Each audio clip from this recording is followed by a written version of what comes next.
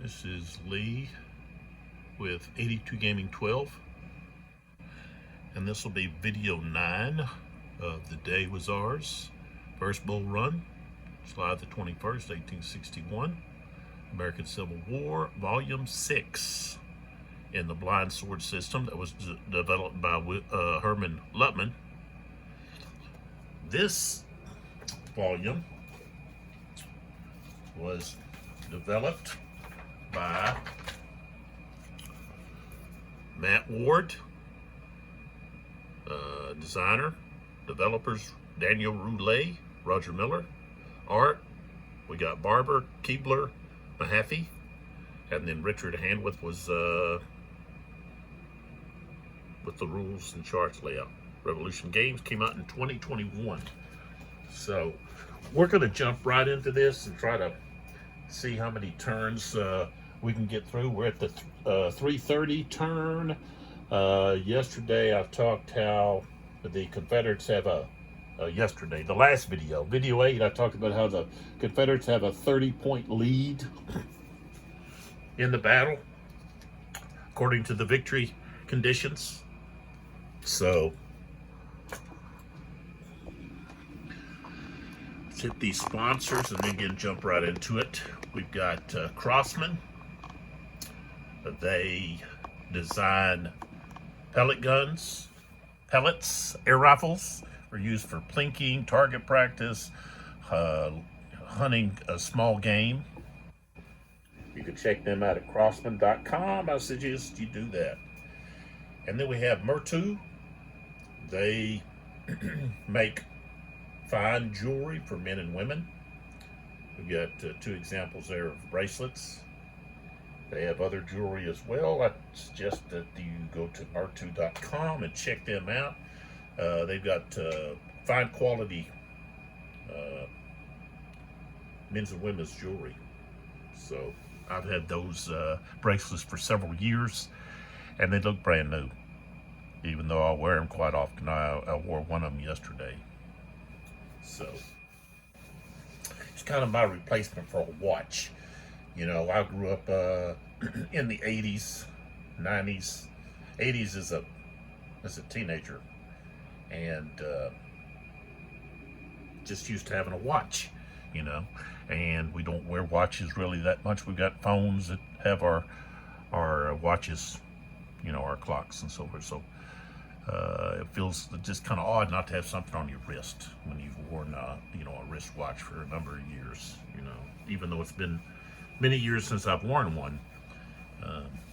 But they're kind of in fad now, and so check them out. All right, here we go. So only spent 3 minutes doing that, and I've already talked about these fabulous books many times, so we're going to just jump right into the action and see how much we can get done. We usually, these videos are about 2 hours, some of them been 3, but let's see what's going to happen here. I should have prepared before I started the video here. I got to flip some things over. Got to flip over all the regimental commanders. Some of these brigade, not regiments. Brigades are commanded by a general, and others are commanded by colonels. So, and then I need to turn all of these artillery units back around. Of course, there's 2 there.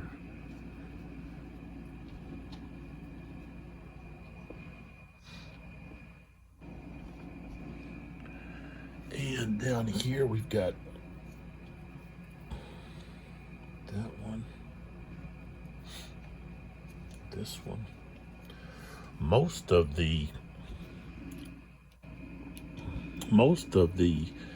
Confederate artillery pieces have these low ammo markers, and ran out of those, and according to the rules, when those run out, that's it. So that kind of makes the low ammo marker really not viable anymore. So, and of course the Union have two of these superior artillery chits that they can use. All right, we've got Tyler's replacement goes into the cup, Hunter and Henselman. We've got Johnston and Beauregard. And then we've got the Fog of War, Fortunes of War. And we have one Union pick chit. And then they get 3 random chits for a total of 4. I'm just gonna pick 4 random. Just because I don't want to go through and spend time debating on 2, 3, 4. Let's see, that low ammo chip there, I need to take that out. That doesn't apply anymore. There it is.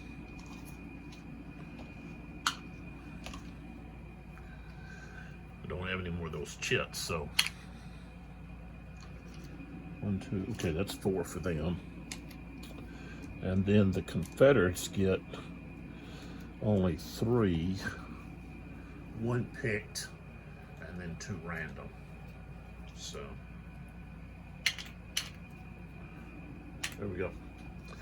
All right, so almost 7 minutes in, and we're going to start. Okay, so the first thing we have is we've got the artillery phase. The Union always gets to go first on that. I think I want to come down here to the western end of the map here and take a look at Ricketts, or possibly see what we got right here. Jackson's all alone there. I've got Martin here. 2, 3, 4. 1, 2, 3. It's basically the same. And I could move to here, or I can't move. No, I can't, because then I'd be within engagement. Artillery has to stay 2 X's away from enemy units, so they can't be here or here. This is not considered for them. I don't think that's 2 hexes away.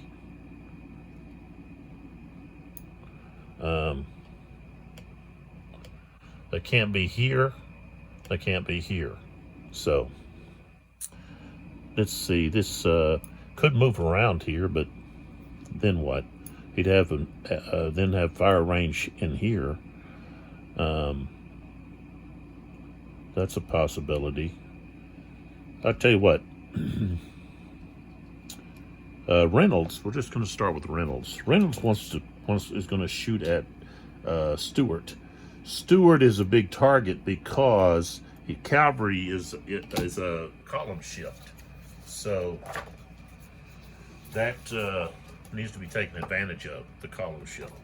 So we've got a 6. Range is 1, 2. Let's see, it's going to be 4. 1, 2, 3, 4. Okay, that's effective. He's rifled. So we've got a 6. Because he's cavalry, he's going to be 2 shifts. So we're at 10. 54. 54, and he's got a 2, which actually is a 1 now. Oh, he's going to be in the red. I think we just blasted him to the broken box. 52. Okay, yeah. He's going to have to retreat, but he's at right here. He's actually at 0 because he's shaken. He's going to be at 0. He's a -1, so he's at a 1, but he's no support. So he's actually just a 0. So we roll, I rolled a 1, so he's just going to go to the first box on the broken track. Oh no, the book fell.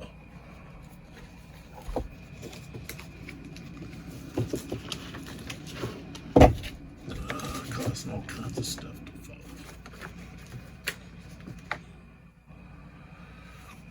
I need to put something there to keep that book from falling in the future.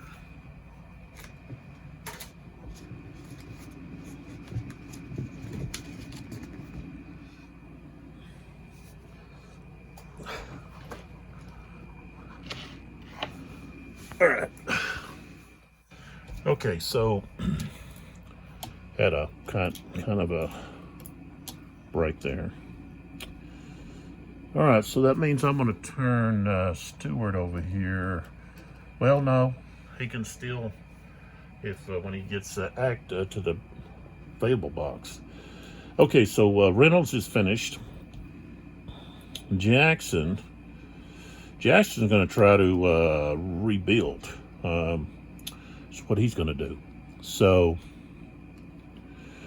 I think I'm going to go up here to Imboden. Okay. I'm going to go up here to Imboden.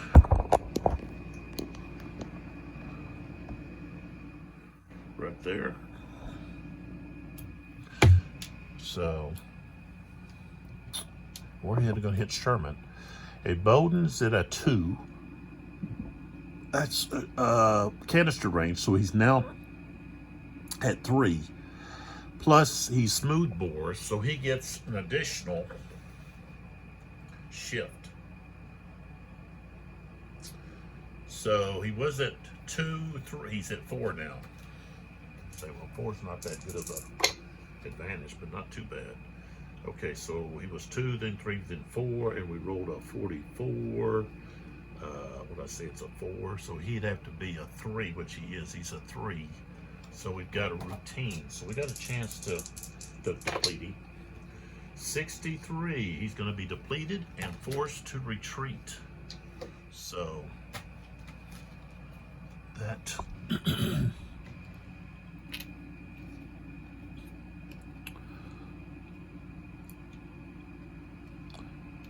now I got to stop here for a second because he's being forced to retreat out of a engagement. And so, okay, if a unit conducts movement out of a hex that is adjacent to one or more enemy units, it must first endure opportunity fire. Okay, so he's having to retreat because due to this artillery fire. So it's not from combat. So Bonham, the 8th Louisianans, get a shot at the 79 New Yorkers here. So they've got a 7. They don't get a bonus for, okay, so it's just a 7. 42 at the 6, 7. Okay, so it's going to be routine. 44. That's another. It's another retreat. So basically, I guess they retreat 2 hexes. So we're going to go 1, 2 like that, or you have to go 1, 2 like that. He wants to move toward his own guys there. Okay, so wait a minute. No, yeah, I was going to say Bowden had that low ammo, but he didn't. And this, I'm just turning him over. Cock, he stays there. Okay, so now we go back to the Union side, and we're going to come back down here where we were with Ricketts. So Ricketts he's going to fire at Jackson here. The Rockbridge artillery. Okay. So that's going to be 1, 2, 3, 4. So it's going to be just 6. 64. he's got 2, so he's going to be in the yellow, which is tough. Oops. How do I drop that? Like that. Okay, so we got a 1 and a 6. Okay, so 1 is no effect, but Skedaddle, he's going to be 2 morale hits and a retreat of 2. So he goes to Disrupted and retreats 2 hexes. So,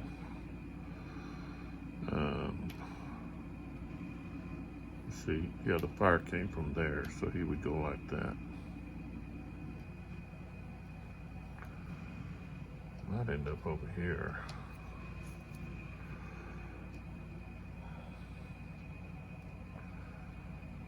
Just put him right there.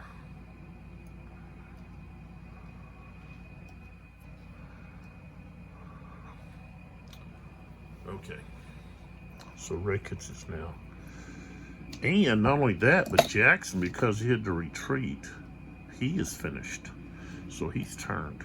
So that's twofold. Not only did you cause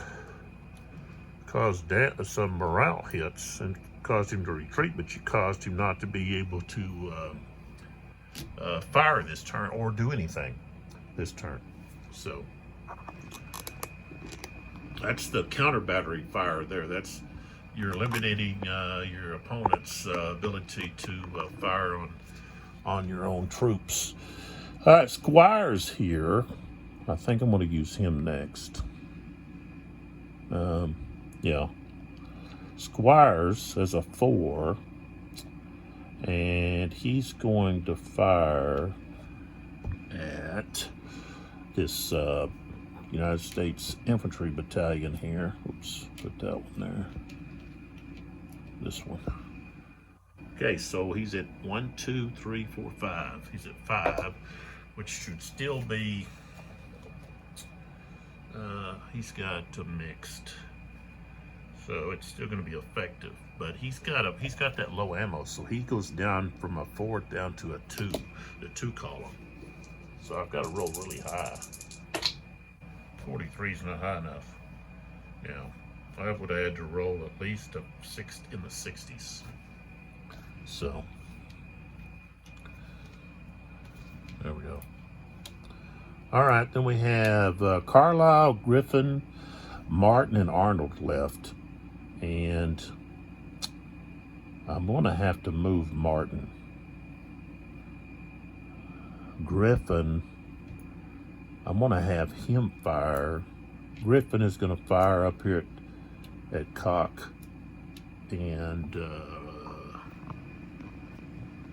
so Griffin is going to fire here. It's actually going to be at Cock. He's got more strength points than the 8th Infantry there. So range is going to be he's there. So 1, 2, 3, 4, 5, 6, and he is rifled. So it's just effective. It's just going to be 6. Okay, 25. I don't think it's going to be enough. 25. We'd have to be a 2. Yeah. You'd have to go with the routine. Okay, a 1 and a 6. He takes a morale hit, and he has to retreat.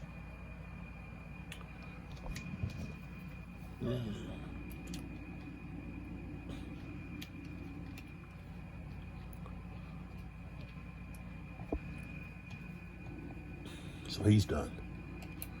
So now we're looking at Squire's gone. We got Davidson, Pelham, and Rogers and Latham over here. I think I'm going to go with Rogers and Latham are going to fire. Let's set these guys out so we can see what's going on here. That's going to be, and we're going to fire at this one right there, that unit right there. How come he got pushed back there? I guess it was my hand. So these guys should be here and here. So we've got a total of 6. 1, 2, 3, 4. They're both smooth bore. So we've got 6, but we've got a minus 2 column shift. 6, so we're going to be at 4. He's got a 2. 31 might be enough. Nope. Nope, it's not. Okay, no effect there. Should have probably shot at the other one. Okay. Tell you what, those low ammo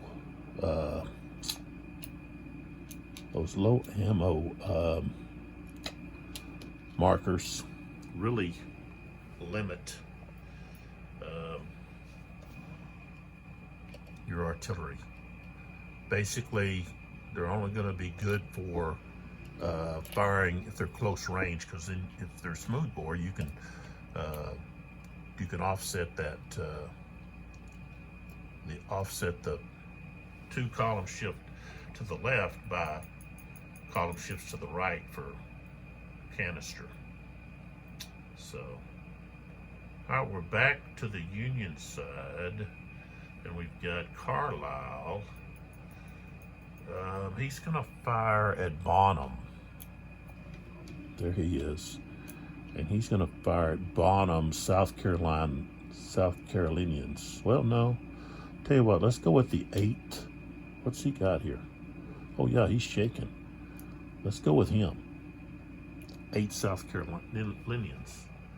So, can't see that, can you? Gotta pull back over here a little bit. There we go. Now we can see where the shot's coming from. Plus we can count the range here. We've got 1, 2, 3, 4, 5, 6, 7, 8. It's actually 9. What's this? 1, 2, 3, 4, 5, 6, 7. He's got a better, let's see. 1, 2, 3, 4, 5. Let's see.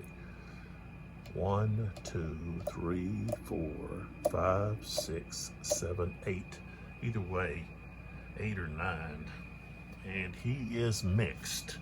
So he's going to be at long range. So that's going to be half. So he's actually going to be at 3. Okay. But we're still going to that target there. Okay. 33. I don't think 3 and 33. Nope. That's going to be ineffective. So that didn't help us. Okay, now let's go to Pelham. Pelham also has this limit there. He's got that -2 to the left on the ammo, due to ammo, low ammo. And so he really needs to move up where he can actually get close enough for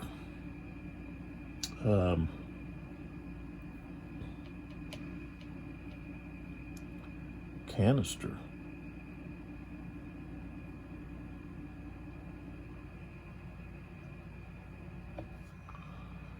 All right, so Pelham is at 5. This is at 4.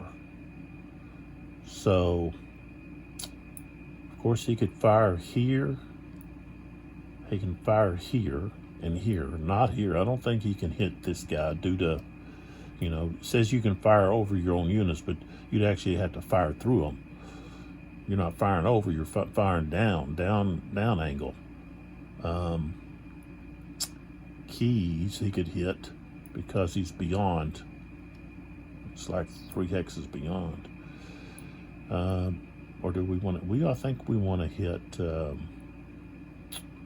We don't want a crossbow run, so we're not too worried about maybe because he's rifled. But Sherman, he's going to hit Sherman. That 2nd Wisconsin, that unit's been a thorn in their side with that high cohesion rating. All right, we've got a range of 1, 2, 3, 4, 5, 6. Range of 6. and he is a smooth bore. That's still going to be effective, but he has a column shift of 2 to the left because he's a 3. What is the deal? 66 again. How many 66s have I rolled? Okay, he has a 3, so that's going to be a routine. So, another 6, 63.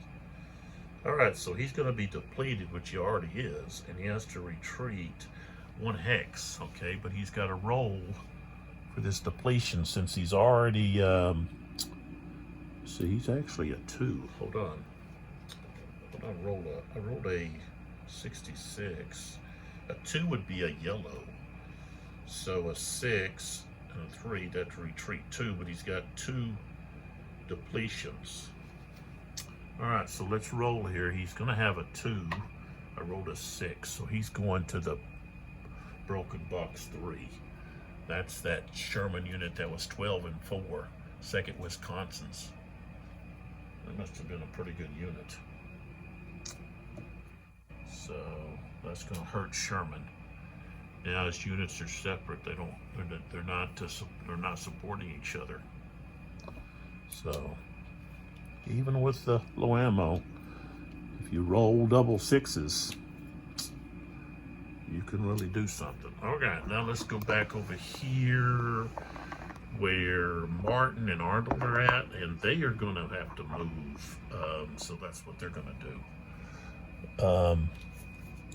Now they can't move. That's the thing. They can't move here or here or here. So they'd only be able to move up. That would be right there. So that's where they're going to go. They're going to go, and that, look at that. That's angled. Okay, so they wouldn't be able to fire out of that. So it's like, okay, so where do I put them?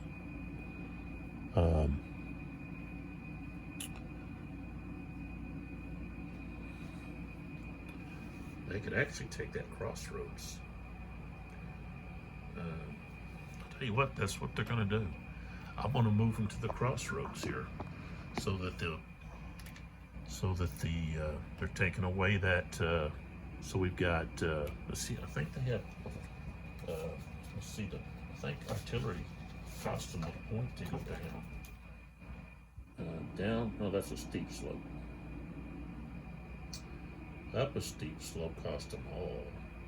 Up a slope is +2. Forward is +2. Okay, so they're going down, so that doesn't matter. So 1, 2, 3, and then they could go 4 right there because of the pike. So that turns to blue. So now that's blue controlled. Put that in there. All right, and of course we got to turn them. They've already been. And that now turns us over to the Confederates. And I think all we have left is Davidson. And he just wants to try to regroup, or actually rebuild. Okay, and he can do that because he's adjacent to a infantry unit. So he's got a roll of 1. I didn't. So he doesn't rebuild. All right, so basically it took us 22 minutes, I guess, to do the artillery phase. And I forgot, I've still got Kemper. Kemper over here, I almost forgot about him. He gets to move. And where do we want to put? I think I said Kemper was going to go. Was possibly going to go over to help. Jackson. So let's see. We've got 1, 2, 3, 4, 5, 6. Okay, so there he is. He's on his way to support Jackson and Elsie. Bartow move over there with Johnston.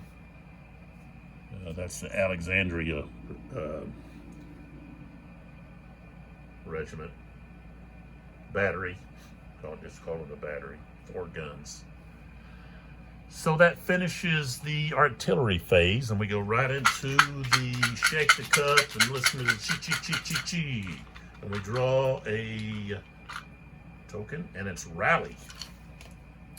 And the Union doesn't have any units to rally yet, so we're going to save that. Put that at the top. We got Tyler's replacement is drawn. Let's see what Tyler's replacement can do. I rolled a 4. So no one can, it's just a limited activation. And I don't want to use Sherman or Keyes at the moment, so I'm going to use Shank, who is really just out of the fight. Mainly because the Confederates don't want a crossbow run. That would release Shank and Carlisle both. Okay, we got a firefight from for the Confederacy. Okay, there we go. They're going to save it. I like to say, I don't know, I like to save that to the end to see, you know, you might have something that you want to exploit. Okay, we got Rebel Yell. Those are 2 good chits to always have. Firefight and Rebel Yell. You can actually use them on the same unit. With the same unit, I should say. All right, we got Johnston. Johnson. Let's see. Oh, I rolled a 6, so that means somebody. Let's flip him over and see exactly. We got, I guess it'll be Bartow. Bartow was just there. So we're going to flip Bartow over. I flipped him the last few turns. But,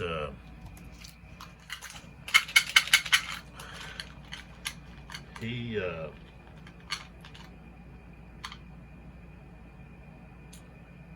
okay, we got exhausted. That's going to be against the, could be played against the Confederates.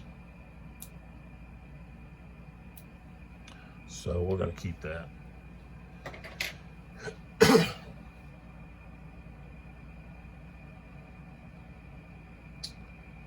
So it's used when the opponent chooses the brigade order. You can play that. Johnston again. I rolled another 6. Wow. Who's it gonna be? Don't want it to be Elsie. I really want to try to rebuild Jackson. I hate for it to be B. I want B to step up there and take Robinson House.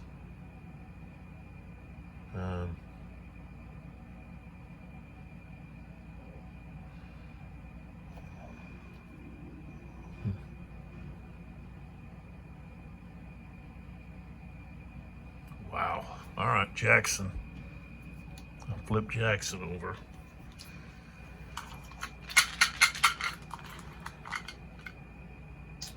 Command Confusion. Union. It's another chit to use when somebody is activated. Fortunes of War. Okay, that means the next chit is worthless. And it's Johnson. So Johnson is pretty much going to be actually doing nothing. There's B again, gets flipped. So why does that same chit keep getting pulled over and over? All right, now we got Beauregard. I rolled a 5. Wow. It's going to be Stewart. He doesn't have anybody on anyways. So I don't know, if they don't have anybody on, I would think you wouldn't even do anything with them. So that's kind of like, well, He's pulled, but he doesn't have a thing on, so I'm not gonna pull his. Let's see, we'll go with someone else to make it fair. Don't want it to be well. It could be early. He could do a limited. We're not wanting to do anything with him, anyways. All right, let's do early. So early will be the limited activation. So put him back in there. So we'll go up to early. He's already in kind of the position we want him in, anyways. And I've got my 2 rifle units at the front here. So the first one, the 7th Virginia, is going to fire at the 1st Connecticut.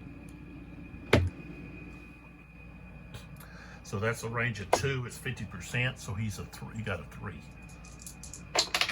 And I rolled a 61. And he's a 2. So that's going to be a routine. I rolled a 36. So he's going to be morale shaken and retreat 2. So the 1st Connecticut's gets shaken up and retreat 2 hexes. Now we're going to go over to the 7th Louisiana, and they're going to fire here at the 2nd Connecticut. And he doesn't have, yeah, he's got support. So he's going to be a 5. 64. Keep rolling 6s. 64. I want to say he's a 1. Yeah, so that's going to be tough. 35, depletion, morale hit, retreat 2, and a panic. So, panic. All right, so let's roll for his brokenness. I rolled a 2.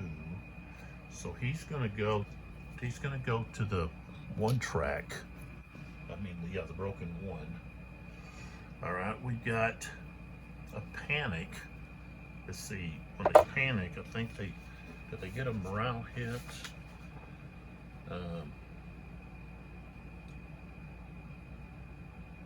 Yeah, a morale hit and retreat 3 hexes. So that's going to be the 3rd Connecticut. He's got the lower cohesion rating. Oops. Dadgummit.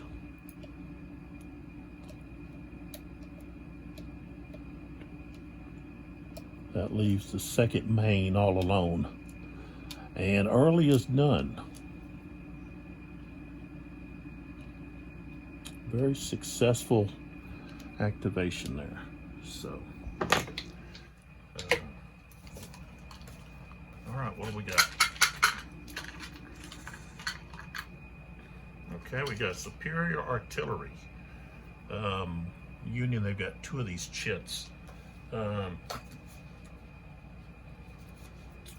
Which is going to allow them to have an activation, or they could even do a rebuild.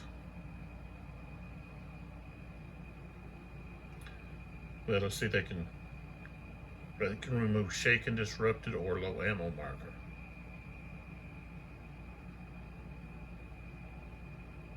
But they could also do another artillery step.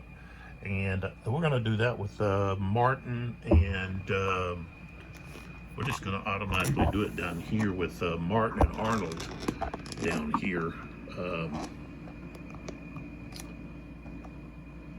And their target's going to be, so we've got the Superior Artillery.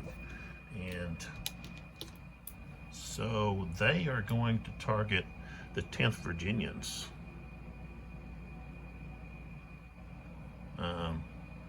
Yeah, right there.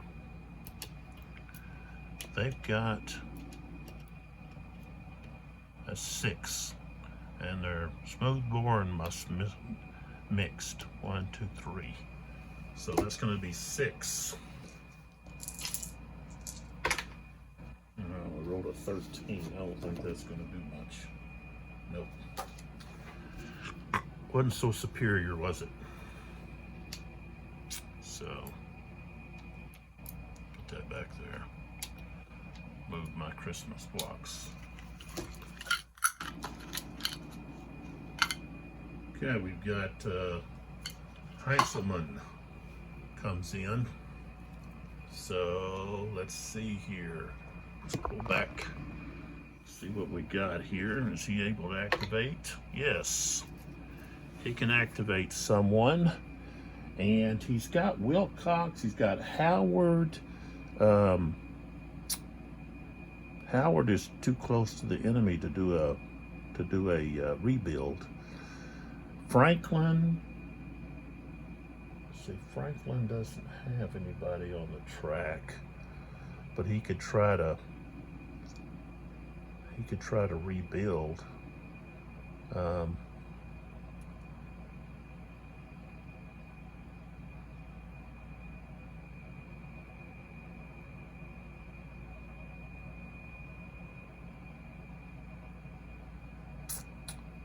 Franklin.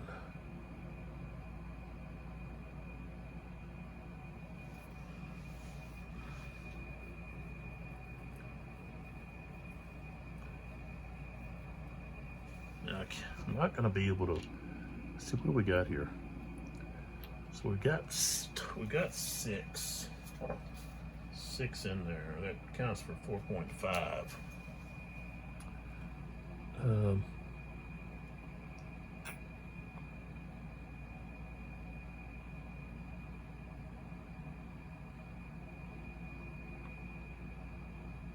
I could do a maneuver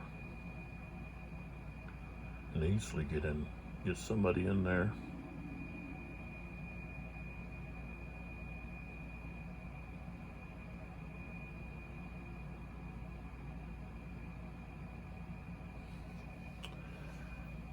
He's got too many.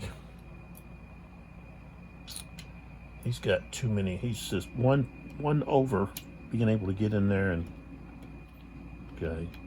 These guys count for 4.5 strength points. Can't have more than 10. So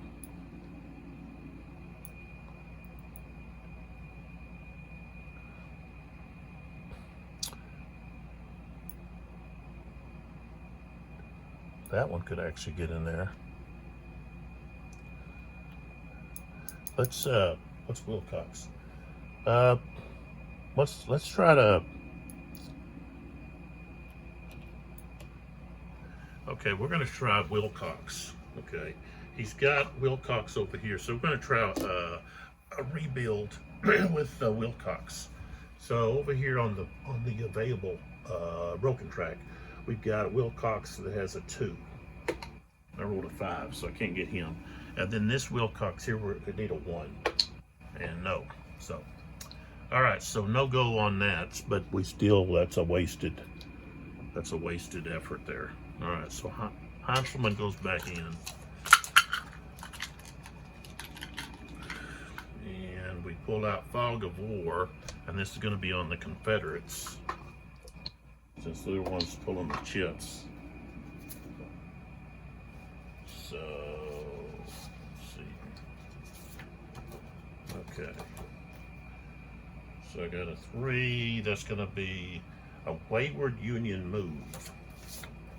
I think I just get to move. I think I can move somebody.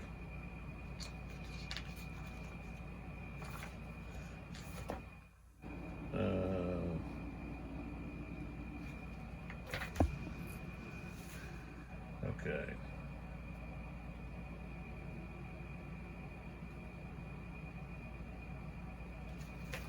So basically we can move somebody. Okay, and what we're going to do is we're going to come up here and we're going to move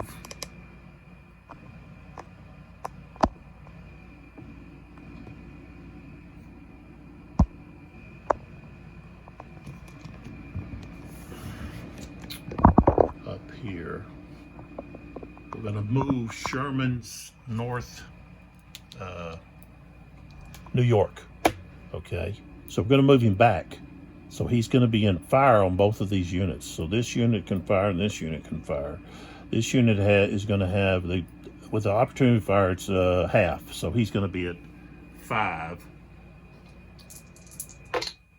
Rolled a 33 on 5, and he's actually got a 33, 5, yeah. He's actually got a 1 for cohesion. He's just not supported. A 21, no effect. Now the other one is firing at 3. 7 only has half is 3.5, so it becomes 3. And I rolled a 64 on a 3, and he's a 1, so that's going to be tough. 52, he's depleted and retreated 1, but he's already depleted, so he's got to roll for brokenness, and he rolled a 1. Oops. So let's see, he is a 1, so he's not broken, so he's just going to be shaken, but he's got to, let's see, he's got to retreat 1.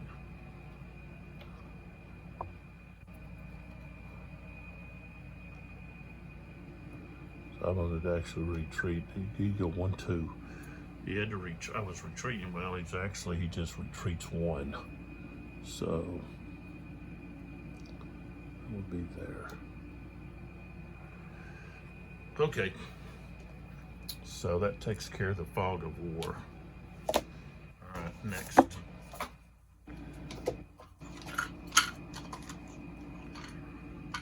right, we've got Henselman again. So let's pull back. Take a look over here.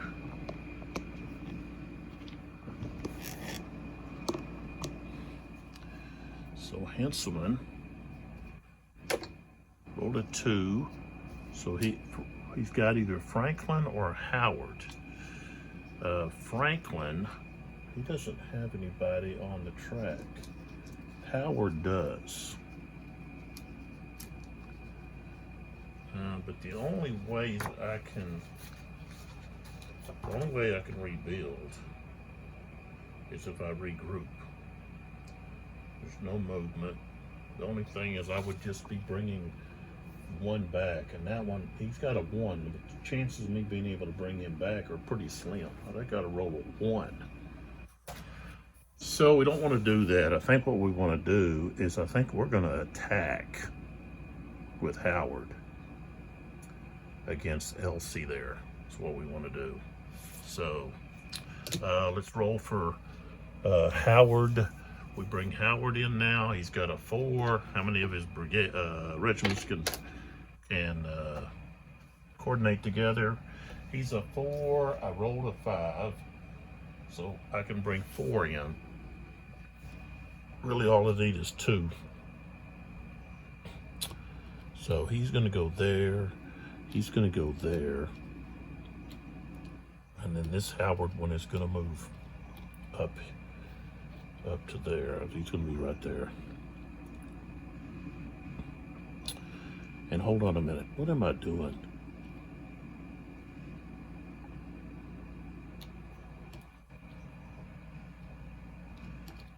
Yeah.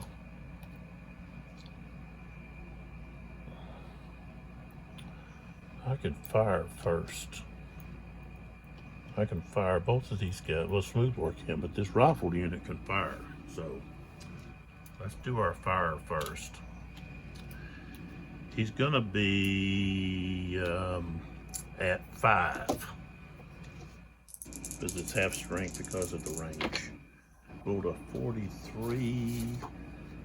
43 at 5. He does have a 3, so that would be 26. So takes a morale hit, and he's got a retreat too. So that's going to change things up.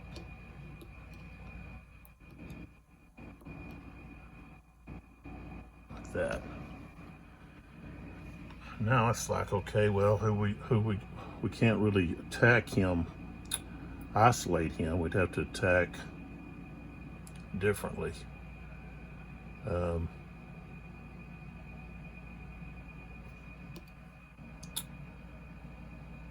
He's in the woods, which means he's not supported. So I could actually get an advantage here. So we're going to attack here. So we're going to attack with him, and we're going to come down and support him like this. That way I could possibly maybe regroup with him later. All right, so now we've got the defensive fire.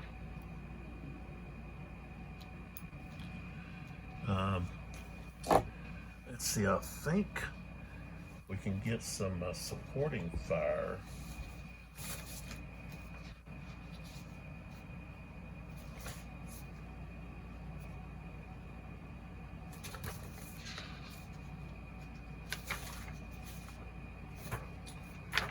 Okay.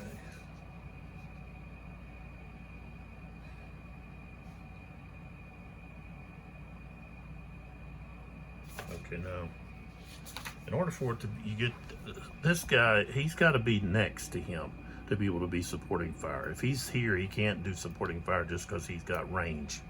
That's what I was looking at. So this guy's got, he's adjacent. So we've got 5 against the target. Okay, so 5, strength of 5. All right, we rolled a 45. Okay, and he's gonna be isolated because he's in the woods, so he's only got a 2. But hold on, 5, target is in the woods, is now a 3. But we rolled a 45, and he's gonna be a 2. So that's still gonna be routine. 51 depleted. And then he's got to go on with the attack. So now he's going to be, he's in some bad water. Okay, so he's attacking 4 to 5.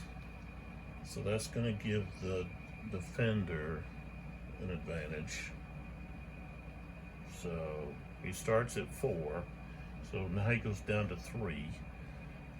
Cohesion is less, so now he goes down to 2. Defender's on a higher slope. He goes down 2 more, and now we're at C. So we're just at C. Okay, you rolled a 43. That's going to be a close fight. What we're going to have. All right, we rolled a 61.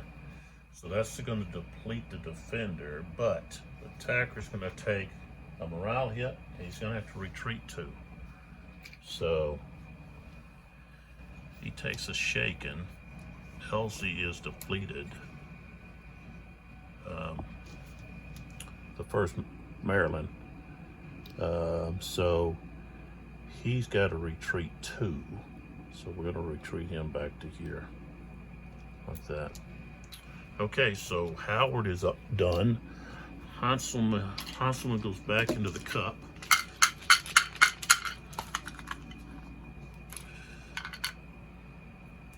And we roll Beauregard. We pull Beauregard out.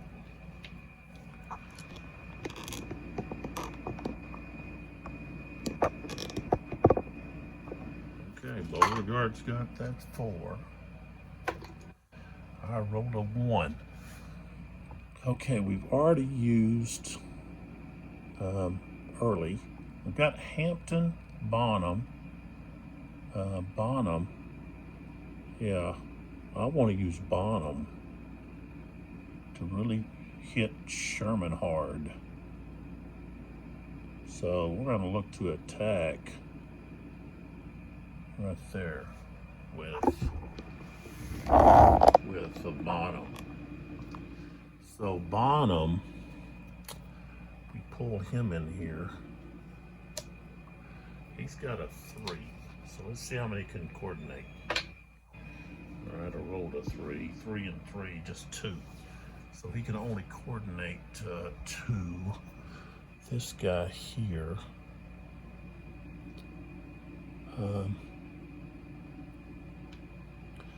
I could do, well, I've already said I want to do a coordination, so I want to really put this guy in a bad place. So all right, we're going to move that one there. This one here is going to go right there. So I won't be able to use that one. Okay. But before I do that, just like down there, I want to use my offensive fire on Sherman. That might change things. So we've got a range of 2, so he's going to be at half strength because of the range. That's 11. He's got a rifle, rifle. So 34 at 5, and he's actually going to be at 1. 34 at 5, that's going to be routine. 33, he's got to retreat a hex. So I could either go there or there. I think he's going to go to there. So that don't change anything. Well, it does change. Well, this guy can actually go this way, so not really. He's going to go 1, 2, let's see. Yeah, 1, 2, 3, and then goes there. And then this one is going to go 1, 2, 3, 4, 5. Right there. All right. Now, he's shaken, so he's only got a strength of 5. And he's gonna hit the one, he's gonna look to fire at the one that's not, got a marker on him yet. So he's got a strength of 5. 54.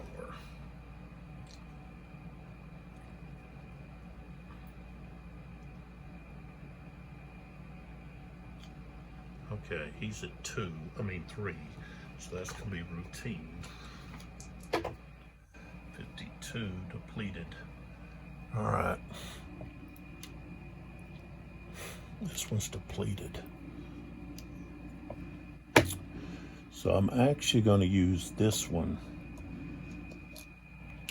now. This one's going to be the lead unit. This one here is just support. So the only thing that he's bringing to the table is his strength.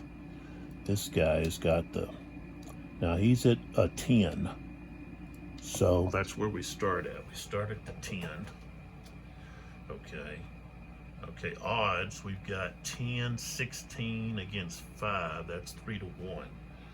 So 1, 2, we're up to 17, 19. He's got a 2 cohesion. That guy's only got a 1. So now we're at 20, 22. And then we have the smooth bore. So we go up again. So we're at 23. We're at the max. 32. Okay, and he's going to be a 1. That's going to be red. So we're down in the severe. 44. So he's going to be flipped, depleted. We've got 2 morale hits, retreat 2, and possibly 3 panics. But there's only going to be 1 unit that's going to panic. All right, so he's got to roll for depletion or for brokenness, and he's at a 1. So I rolled. He's going to go to the 3 box. So the 69th New Yorkers go to the red box. And this guy is going to panic, gets a marker, and retreats 3. So he goes back to there. So Sherman has just been basically crushed. course, Bonham can advance, and he does right there. Well, I tell you what, he's not going to, because they want to stay connected. So, all right, so that's all of Bonham. Okay, Beauregard goes back into the cup. At an hour, we're still trying to get through a turn. So, all right, so we got Tyler's replacement. I rolled a 4. Okay, so it'll just be Sherman. He'll just have the limited activation. Yeah. All right. Still got keys, so he goes back in. All right, so I should have used exhaustion or command confusion on Bonham. What was I thinking? Hunter. So that comes back here to the middle. Okay, there's Hunter. Rolled a 3, so we've got a full activation here. We can bring Burnside in and try to take that, and that's what we want to do. We want to take that objective. I rolled a 4. He's a 5.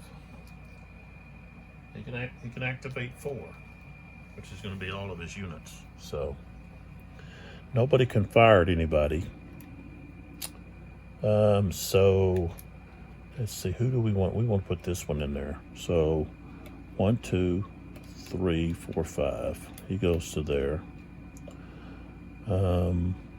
This guy comes in right there, and I guess he'll go ahead and move into there. And then this guy, 1, 2, 3, 4, 5. He wants to move to there. That way he can support if there's this retreat. And that's it. We don't want to attack. We just want to. And now we turn that to blue. So here we can gain some points back. Unless B's able to knock us off of there. So Burnside is finished. Hunter still goes in the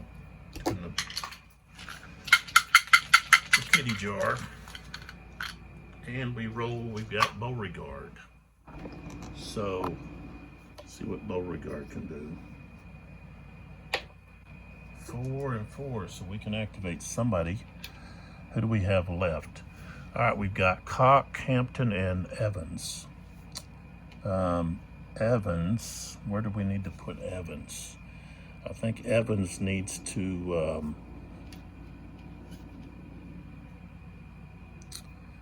he needs to move up.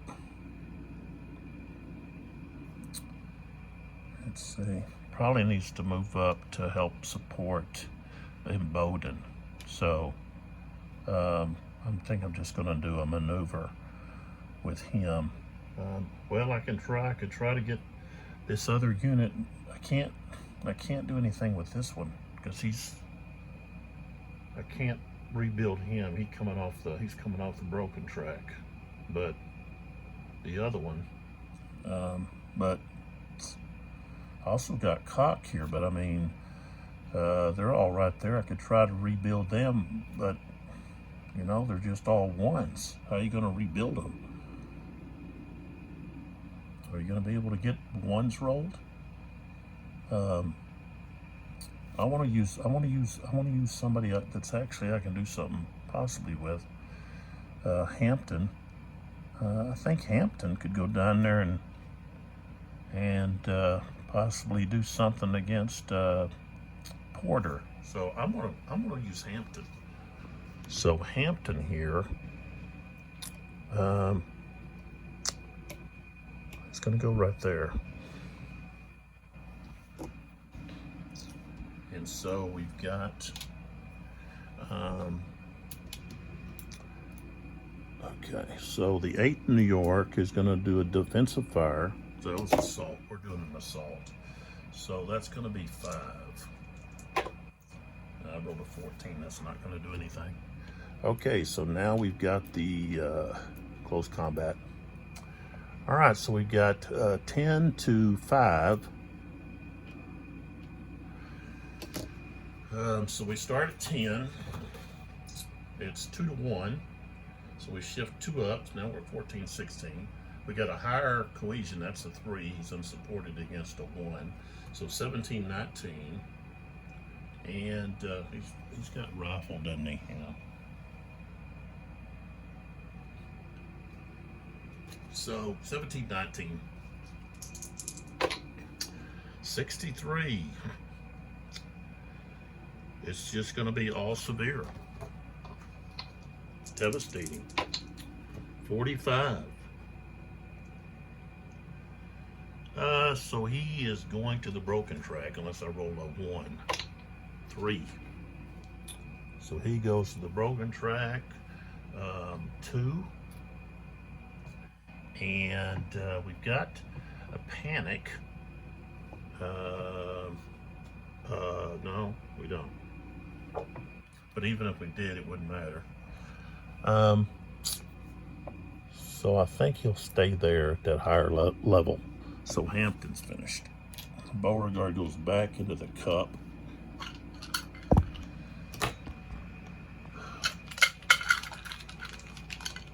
And we've got Hunter, which would be Porter. And he's got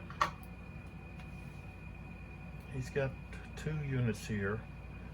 They're both 1s. He can't rebuild the unit that he's coming off the track.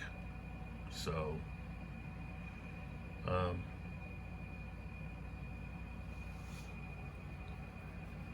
think at the present time he's got rifles. He's going to go to defend, and he's just going to fire at Hampton. So he's going to defend. He's got a 3. 53. I might get lucky here. He's got 3. 53. Yes. Hampton has a cohesion of 4, but -1. He's unsupported. So we might get something here. No, we rolled 2 1s. So, all right. So Hunter is done. Flip Porter over. Okay. Don't have much left here. All right. Beauregard is now folding in. I rolled a 2. So that's going to be Cock or Evans. And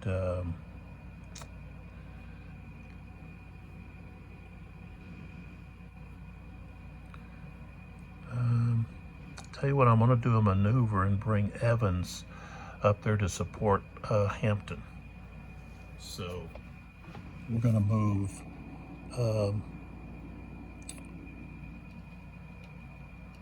1, 2, 3, 4, 5. Actually, I could go there, 6. And then that one would move right there. So, okay, so Evans is turned over. We still have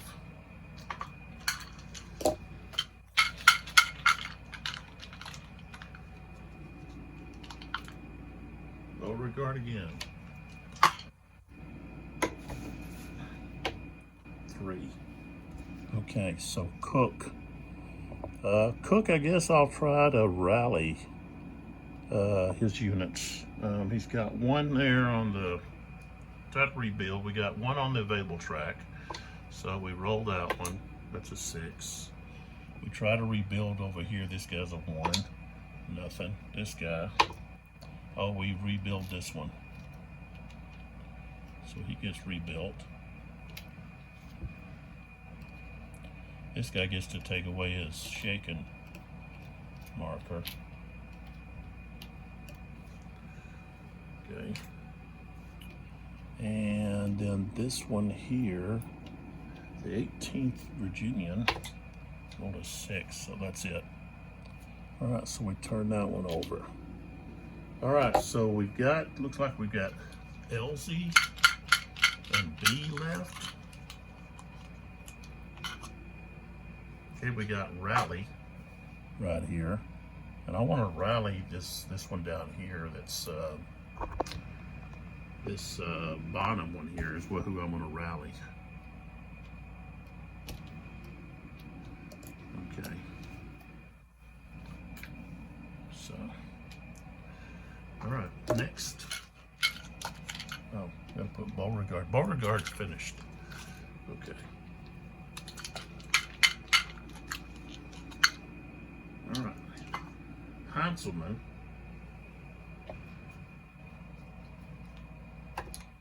Full activation, and it's Franklin.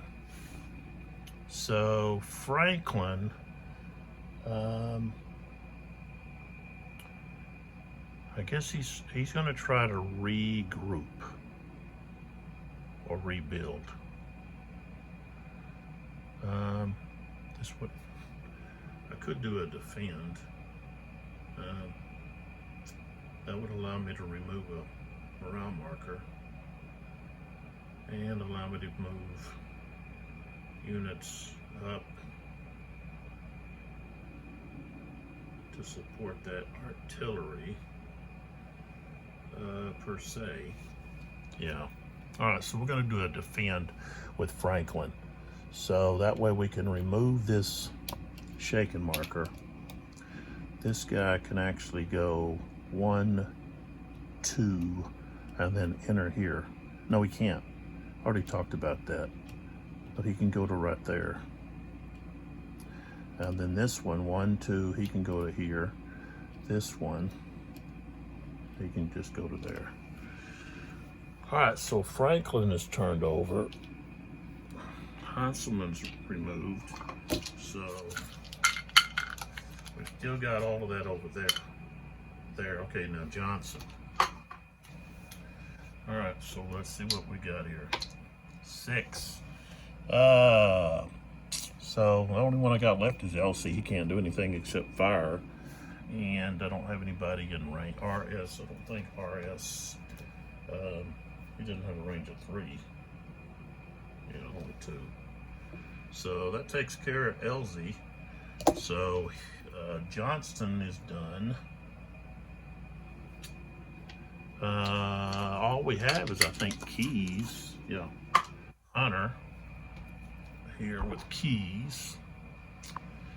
And so we got a couple of 2. So I can use Keys. And let's see, Keys. And one thing Keys has is he's going to do a defend. So he can remove these markers.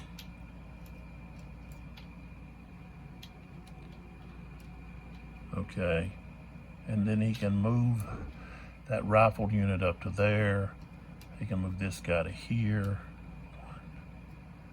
1, 2, 3. And he can just move to there. All right, so that takes care of Keys.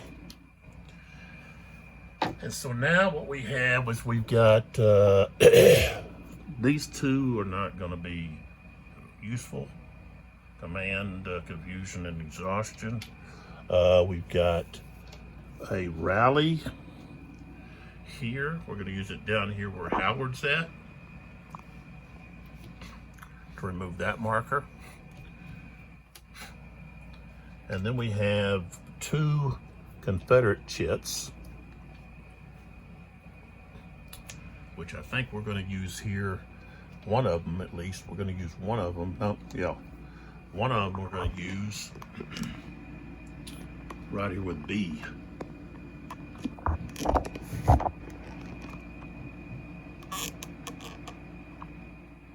Okay. So we got a firefight right here. We're going to have this guy attack the New Hampshire. So 2nd Mississippi versus the 2nd New Hampshire. That's 11. And once again, we rolled double 6s.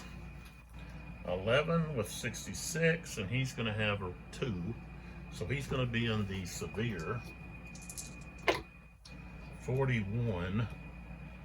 He's depleted 2 depletions, and retreat 1. So he's actually got to roll. He's going to be flipped over, and he's going to have to roll on the broken track. Rolled a 4, I believe. Let's see what that D.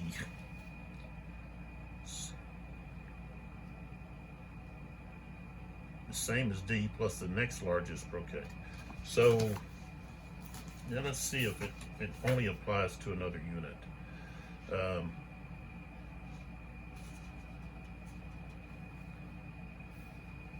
Lead unit plus the next largest printed SB. Okay, if only one unit is a target X, treat it just as a D. So it's just as a D. And we get a retreat, let's see, yeah, retreat 1 hex. So he's going to retreat to there. So that's the firefight. You can't return fire. And then the next thing is we've got Rebel Yell. And Rebel Yell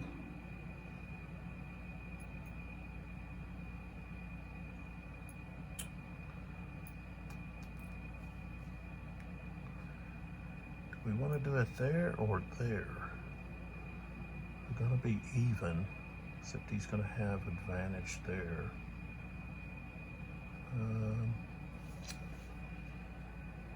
Let's move the Rebel Yell is going to happen right here, I think.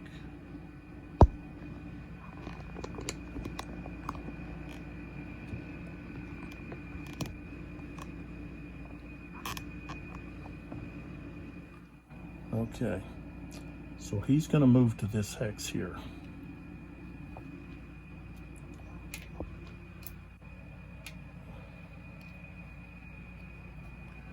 All right, so we've got defensive fire 6, 14. It's not going to be anything with 6. Okay, so now we go to combat, the close combat. Now he gets 2 column shifts to the right, plus his cohesion gets increased by 1. So he's actually at 5, minus 1 for no support, so he's at 4. Porter's unit is at 3 because he isn't supported. So there's an advantage there. Okay, so we start out at 10. It's 3 to 2, so that's increased to 12, 13. Cohesion is greater, so now we're at 14, 16. And plus the Rebel Yell increases it 2 more, so now he's at 20, 22. That's where it's at, 20, 22. And I rolled a 15. So it's going to be routine. It's going to be the green. 64 is depletion and retreat 2. Well, he's already depleted. So I rolled a 4. He's a 3. So he's actually going to be on the broken box 1. And go ahead and Howard get in there. All right, so that was the Rebel Yell. That's all of that turn. So it took us an hour and 18 minutes without any talking about stuff prior, just jumping right in. It took us like 7 minutes to get everything ready, and then we started. It took 22 minutes to do the artillery phase. So about an hour, a little less than an hour to do the full activation of all the units, the chits, and so forth. I guess that's not too bad. Okay, so now let's take a look at the. Well, let's go ahead. I'll go ahead and show the broken box here because we've got units that are moving over. So here's another Porter's unit. Let's put these guys up here a little higher. So we've got that. Keys has a unit.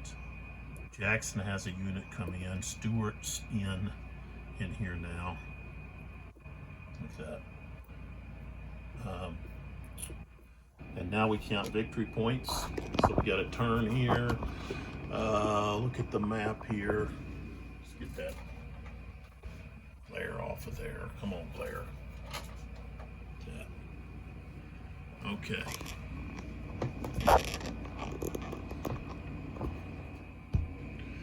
We got to try to increase the light here. Not too much, but we got to get some light in there. Okay. So, I think we can see everything. All right, so we'll start off with the crossroads right here. Well, let's just start with what we usually go with. Let me get this book. I want that in there, in the way. I'll just read it off the book. That keeps me straight.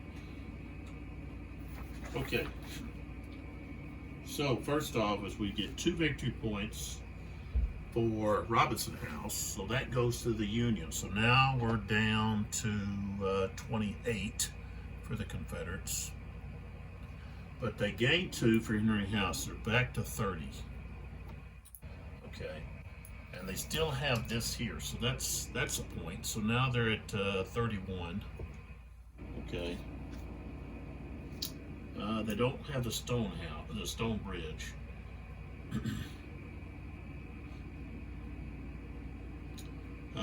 Union, they don't have Lewis Ford, and they don't have this crossroads right here. So that doesn't change anything. And they don't have this exit hex here on the west. And the Confederates don't get these 2 points. And the Confederates still own the New Market exit there. And that's it. Besides the broken track, which is right now you got 1, 2, 3, 4, 5, 6, 7, 8, 9, 10, 11, 12 Union. 1, 2, 3, 4, 5. 5 Confederate. So that's a difference of 7. So that actually puts the Union victory right now at 38. That's overwhelming. You only need 3 for a victory. Okay, so that basically shows you that in my game,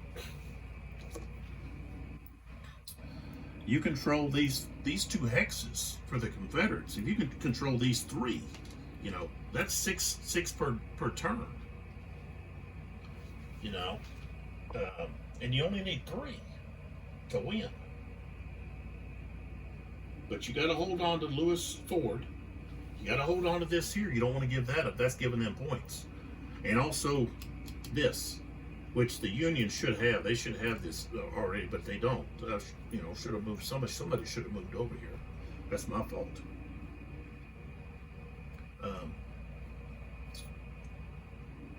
But what difference is that one gonna do?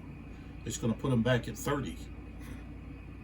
So, you know, we're going to go into the 4 o'clock turn here, and there's no feasible way with the forces that are on the board for the Union to be able to pull out a victory. The Confederates had too many reinforcements. You got Early. You know, his units are all fresh. Keyes, you know, and there are 2 of them are 3s. Okay, Keyes, the highest he's got is 2s.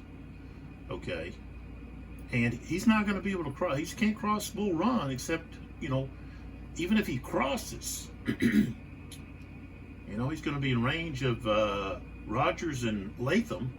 It's going to put him in canister. Plus you got Pelham that's going to bear down on him. Plus you got Bonham and Cock over here that can come in here. And he, you know, he can't. I don't think he can get all 3 of his units across, even if he's able to push Early back. You know, even if he had got Shank to come help. You know, Sherman is decimated. You know.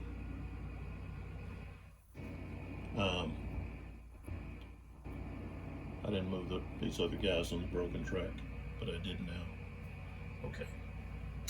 So Uh, you know, Burnside. I don't think he might be able to push B back, but I don't think he can take Jackson and Bartow. With Elsie down here, Elsie I think can handle Howard, and Franklin is too weak, and so is Wilcox.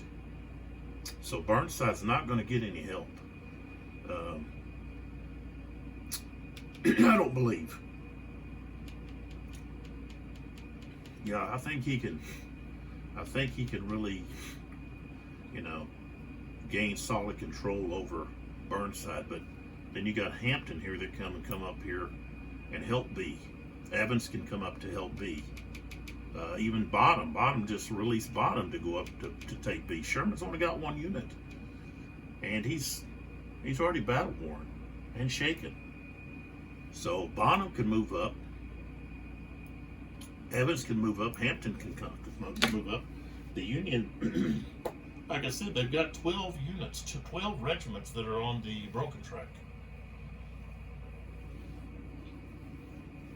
I don't see there's no feasible way for the Union to win. The Union has to press hard in the few turns that the scenario starts at 9 o'clock. So even though the actual battle the actual Union actually started at 2 o'clock in the AM. And they marched in the darkness, running into things. It's you had probably regiments getting mixed up. If you've ever went out into the total darkness, it must have been like a moonless night, because they said it was just straight out dark, running into fence posts, into fences. They couldn't follow they could easily, you would think, follow the turnpike. But then Shank and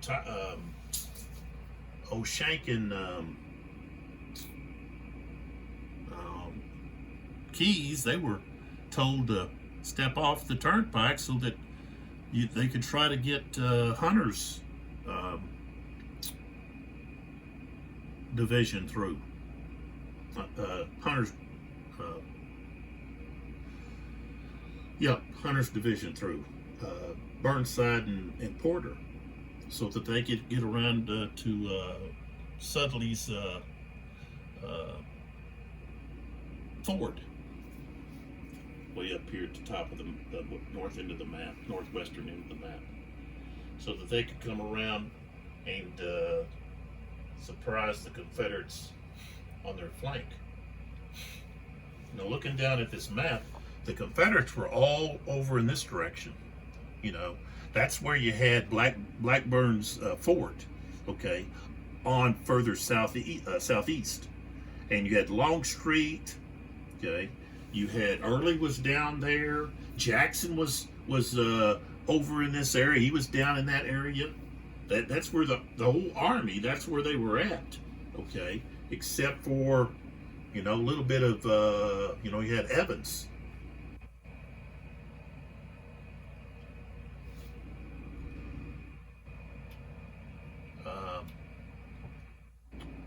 Kopp was blocking Lewis Ford, and someone, well, why didn't they go across the Stone Bridge? Well, the bridge was pretty narrow. I know the rules, scenario rules, talk about them being mined, but I think it was more of just a philosophy. They tried to go across Blackburn's ford and got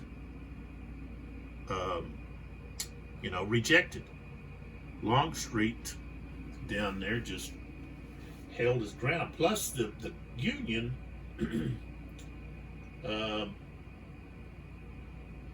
McDowell wanted to turn their left. He wanted to, but it just comes down to the Confederates having a little bit better knowledge of the terrain, the roads, and so forth. Especially the Virginians. Okay, you're talking about you're fighting, you know, right there in territory that they know. Um, but McDowell, his plan really wasn't that bad. I mean, you know, to attack, you know, to show force at one place and then, you know, march around behind us, a Napoleonic tactic. Stonewall Jackson used that tactic so many times. You know, McDowell's doing the same thing. So I mean, you have a leader there that in McDowell that was showing some promise, and of course he's going to get sacked. You know, and they move on to some of these other guys that McClellan. McClellan was a great organizer, but strategist and, you know, being aggressive he was not. But he could organize, and he got the Army of the Potomac organized. Burnside was way over his head. You know, he was not capable of handling the movements, strategy of an entire army. And so that was, and he told Lincoln several times he did not want that position. The Army, the general, you know, the commander of the Army of the Potomac, he did not want that position. He was not qualified.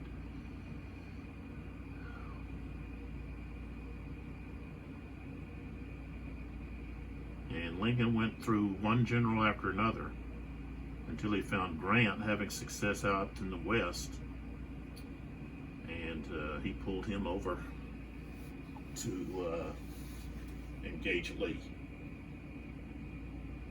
McDowell might have been more successful had he just left him there and let him continue. I got to look to see what happened to McDowell.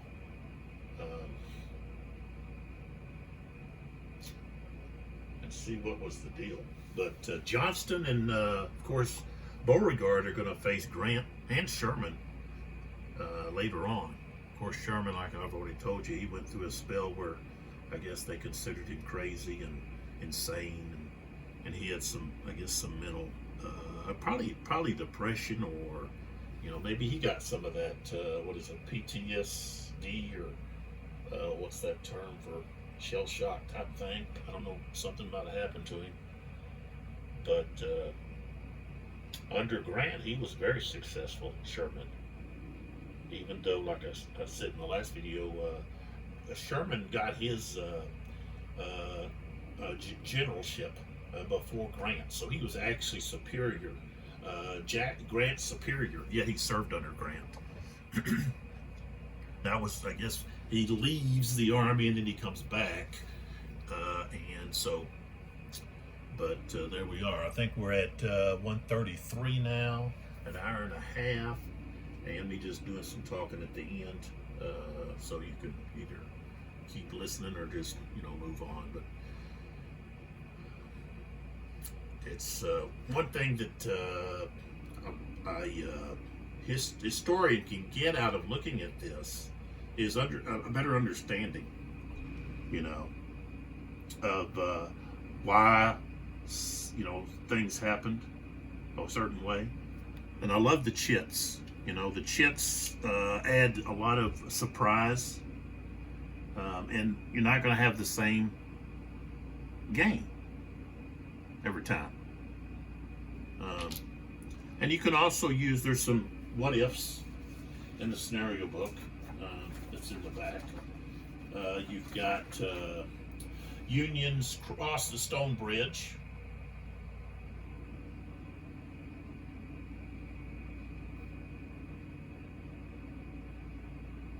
On a certain road that they're allowed to then begin to cross the Stone Bridge. You also got Patterson arrives. You can add skirmishers.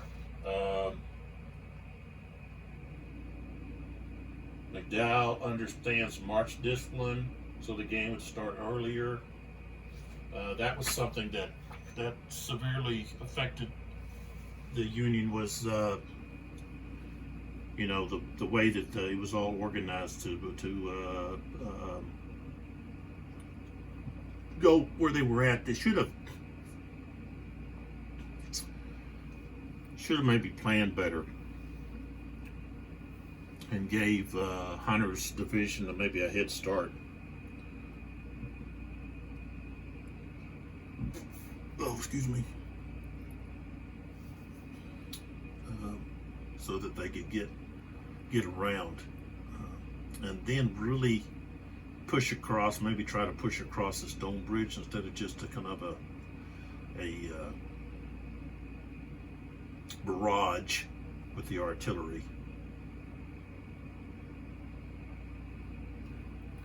And I told you I was a teacher for many years, and I used some of these type of games. Not, of course, this one, but I've used games in class, and you know, it really improves the learning. For one thing, the kids light up that, oh, we're playing a game. You know, I'm getting to make decisions about this and that. I used flat top in the class, and they really got into it. I mean, each player was, you know, had control over either planes, which would be, you know, attack missions or bombarding missions, or they had control of maybe the fleet or you know, different things. And they had to make decisions. What are you going to do? What are you going to load? Are you going to load bombs or torpedoes, or you know, where's your planes going to go? And you know, they had to make all these decisions, but you know, they increased their desire to know what was going on, the type of planes, the ships involved, and all of those different things. And I've used other games as well, and it really increases not only the learning but the remembering. You know, I'm sure those kids still remember playing that game, and that causes them to remember, you know, aspects of the history that I was teaching.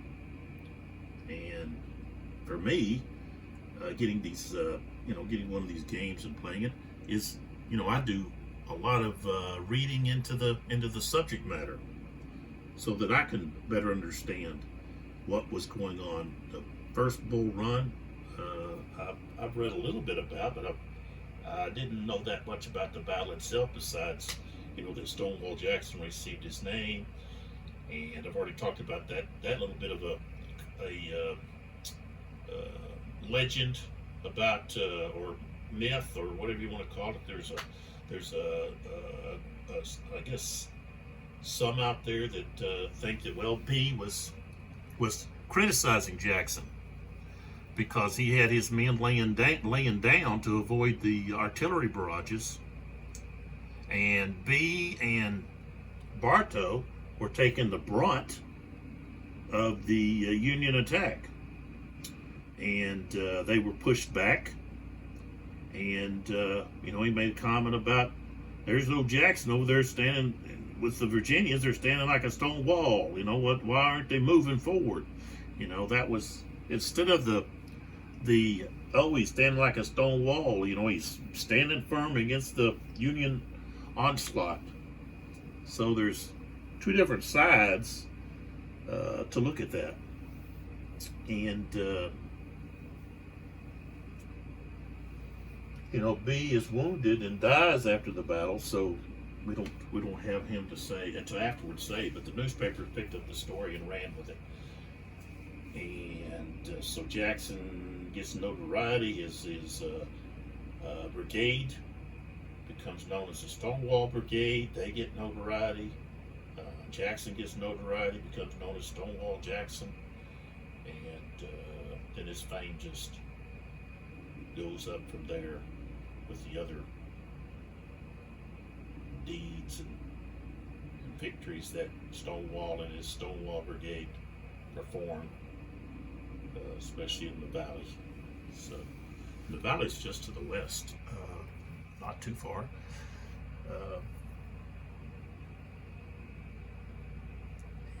And that's an interesting read.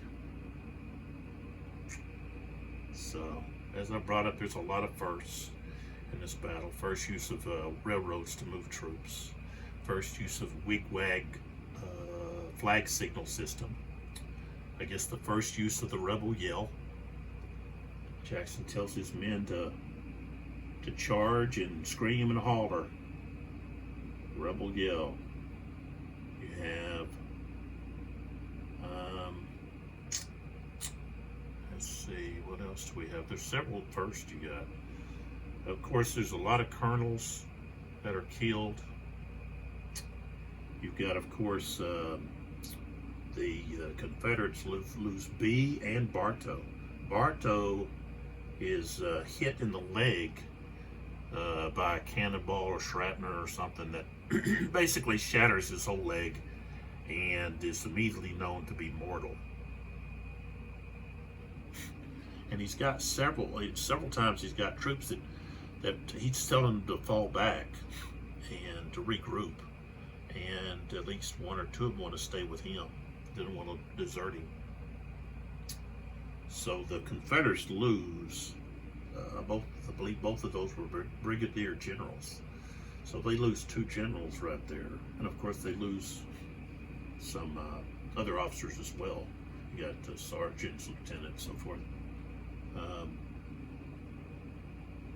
And Bowden is wounded. Talked about him getting thrown from the shock of the cannon fire and becomes deaf in his left ear. Jackson is wounded in his hand.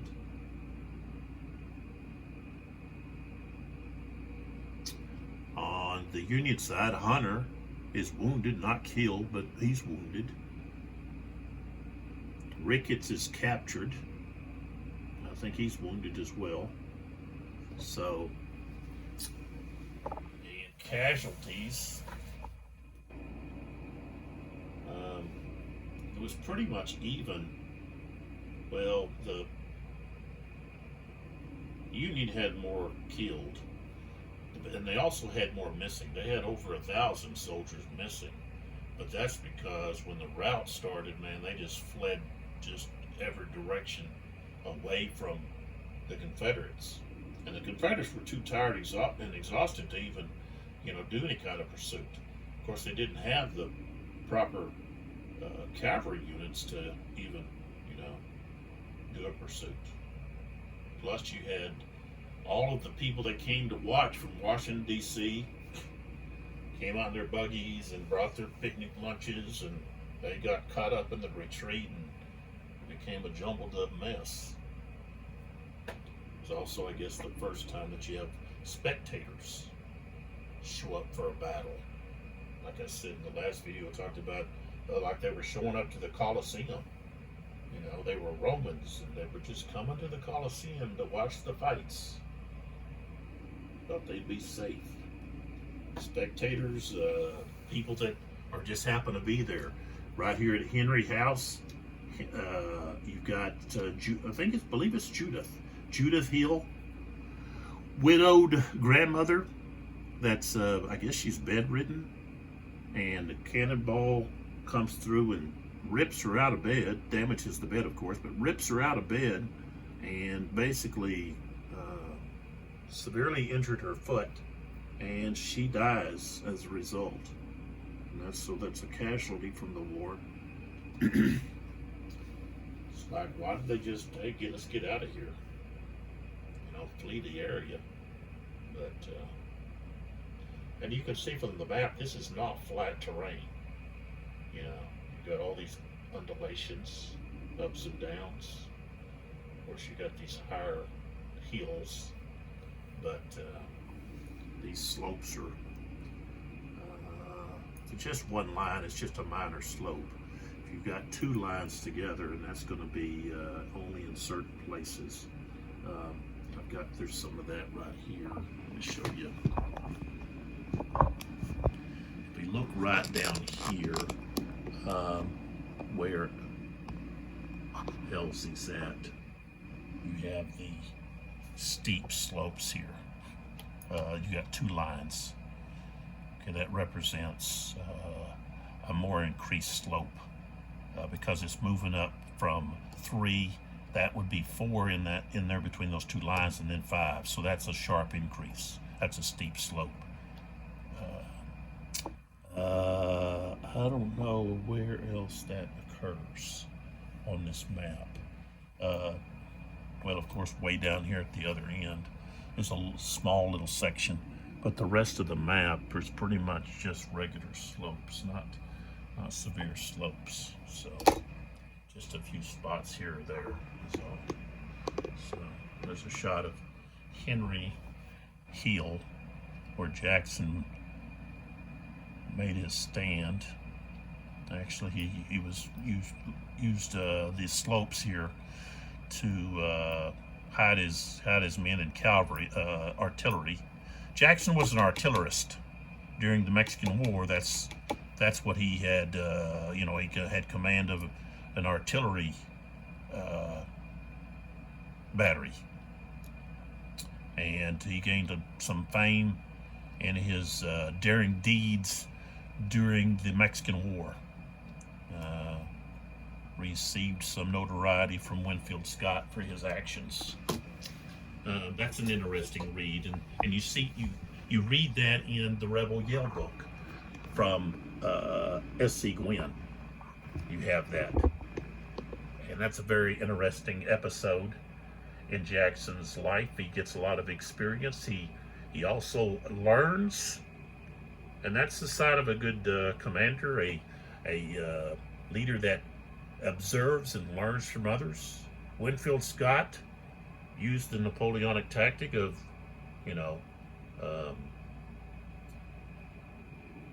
facing your enemy and keeping him there while you marched around on the flank and attacked from that angle. Winfield Scott did that to Santa Anna. And Jackson uses that tactic. He used it at Chancellorsville. He attempted to use it at Kernstown. And Chantilly, he attempted to use it.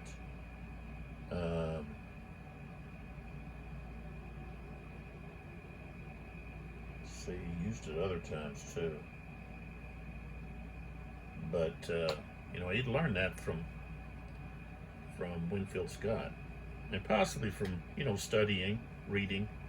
He probably learned some things from reading about Napoleon's exploits, maybe possibly Napoleon's biography, so forth, so on. So, but there was a lot of exchange of control over Henry Hill, and I'm sure around the house as well. Where exactly Jackson was on this, but he was on the slope side of, which would be the southern of Henry Hill, and so that's where he made his stand. And he would have been on the left flank of the Confederate line. And I believe he ordered Stuart to divide his cavalry regiment into 2 parts and place them on either end of his line, on either end of his brigade, to protect their flanks. But they used the Rock Bridge artillery. They would push him up the slope, but when they fired, they just let them roll down. And then they would load them and push them back up the slope. So they were basically being protected. After they fired, they were then, out of view of the enemy's artillerist. So they were not being shot at from the enemy's artillery. This was a pretty good tactic he was using. And it's all things that, Jackson had learned while he was serving in the U.S. Army during the Mexican War. A lot of the commanders, and probably some of the soldiers as well, had served in the Mexican War. Lee, and so many of these belonged to the same, or had went to the same West Point at the same time. They were in the same class. So that's an interesting read, is the Mexican War, because you see all the names of leaders in the Civil War, you know, and you get to see, well, okay, they got some experience here, and they did this and they did that, you know. So that experience is going to provide them with an advantage at times because of that experience. But basically, all you have is you got that war, and you got fighting the Indians. And fighting the Indians really has no relation to what happened in the Civil War, what the fighting that took place, the tactic, and so forth. You're not fighting a mobile enemy, you know, unless you're fighting Jackson's Stonewall brigade and his army in the Shenandoah, you know. They called them mounted infantry because it covers so much ground. They could cover so much ground. Well, that's because he drilled them, you know, got out and drilled them, forced them to march, you know, and he worked his men hard, and he was a disciplinarian. And as a coach, you know, I've used that same philosophy. You know, maybe you're not going to be so well liked, but when you get some results, you're going to be respected. And so that's what happened with Jackson. He might not have been liked for his disciplinarian actions, but the soldiers respected him, and they liked him in command because he took care of them. Whether it was during fighting or when they weren't fighting, he made sure they were fed and taken care of. He was all about following the book, and like I said, they got him into some trouble with superiors and also fellow or subordinates when he court-martialed them for certain things. You know, he court-martialed several of his junior officers. So, okay, so we're finished the 3:30 turn, and we did that in about took us about an hour to do the an hour and say about an hour and 30 minutes to cover the turn. And I don't know if I can go faster than that. But so after that little bit, you could have fast forward to the end of this. I'm just rambling on here. So I guess it's part teacher in me that I just love sharing information. If I get it wrong, it's not my intention. I just got it wrong. And if I did, hey, I'm willing, even when I was teaching, I was willing to let my students know, hey, I got this wrong. It's my fault. I should have made sure it was right, but sometimes you just get things mixed up and confused. You know, it's not on purpose that you're trying to mislead people on some issue or something. You're just providing information, and sometimes you know, you read so much, and then it's like, well, you know, maybe I just sometimes keep your mouth shut all the time, maybe not say anything, but it's hard for me to do that. I enjoy talking about history, reading it, studying it, and that's what I get so involved in this, because if it's a good game, then it's going to provoke you to want to know more about the history behind the game. So, zoom in here. We got two sponsors that have been helping. Here is Crossman at crossman.com, and we got Mertu at mertu.com. Go check them out, see what they've got. Mertu is a great place for anniversary gifts, birthday, Christmas, just a gift to say to your significant other, I'm thinking about you. And when they, they wear that, whether it be he or she, when they're wearing that, it's just a reminder to them.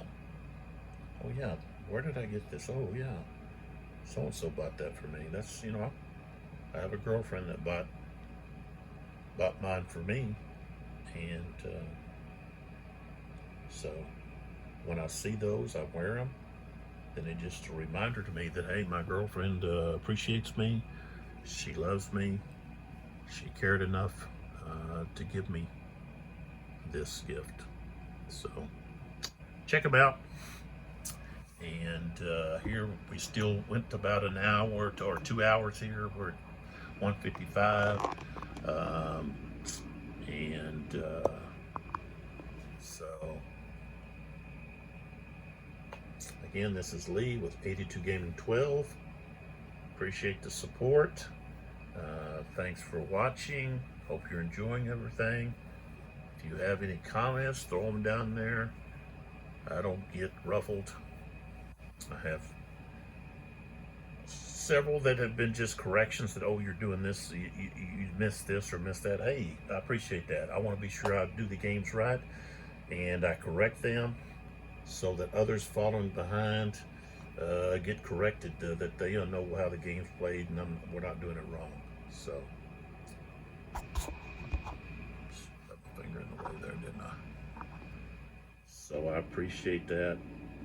Sometimes it's just to say, hey, I like the video, thanks. That's great to hear too. Hit that like button. If you don't want to hit anything, hey, there's no pressure there either. I'm not on the, what is it, the Patreon or some deal where I'm asking for money. I don't need your money. I don't want your money. I'm not looking for that. I'm just looking to, I guess, increase the awareness of these games and the designers, the publishers, and maybe get some more people interested in these games. Just to help the gaming community out. I'm not looking for anything from anyone. I don't need I don't have to have your subscription or your like or any of that. I appreciate it, but I'm not gonna beg for it or like I said, ask for money or have you subscribe or do anything like that. I just enjoyed making the videos. I enjoy talking. I don't teach anymore, so I guess this is my opportunity to teach in a way. When you talk as long as I did, you are used to having to just talk all the time, and so this takes some of the words that I need to use each day out of my little basket.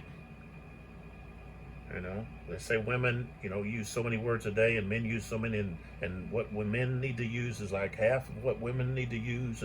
But as a teacher, you're used to talking all day long, and all of a sudden now you don't have to do that. Then, it just wanted to come out, and so this is one way that I can just yeah, and you want to listen, fine. If you don't, you can fast forward, and it's not gonna break my heart or anything like that. But it's just, I guess, my way of continuing to teach in a way. So I just really love the support. Love seeing that people are watching the videos. Just seeing that number of views, that says a lot. Don't have to count up the likes or the comments or any of that. I'm mainly just going back to seeing if there's any comments that I need to check on, because I do make mistakes, And there's some people out there that they are good at pointing them out to me. And I'm not taking jabs at them. I'm just saying, hey, I appreciate any help I can get on that. But enough of the yak, yak, yak. I did it at the end instead of the beginning. That way you can stop at the end and fast forward. So I'll probably try to do that, is not do any talking at the beginning, but get the game going. And then you let me do some talking at the end. And that way, if you want to listen, you can. If you don't, that's fine too. And we don't talk politics. Someone already pointed that out to me. And I appreciate that. Can't remember who it was, and that's not the point. But they don't want to watch my channel for politics. And so I appreciate them being vocal enough to say, hey, you know, I want to watch your videos, but I don't want to see the politics. So there are no politics in my videos. I'm not going to post any political videos on this channel. This is just a gaming channel. So leave all that to something else. And politics have become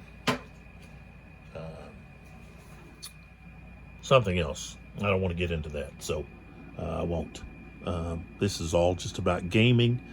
Whatever party you belong to, come together and you can enjoy without arguing about some minor thing. So we can argue about strategy and different aspects of the game. You know, maybe you like the map, maybe you don't. Maybe you like the counters, maybe you don't.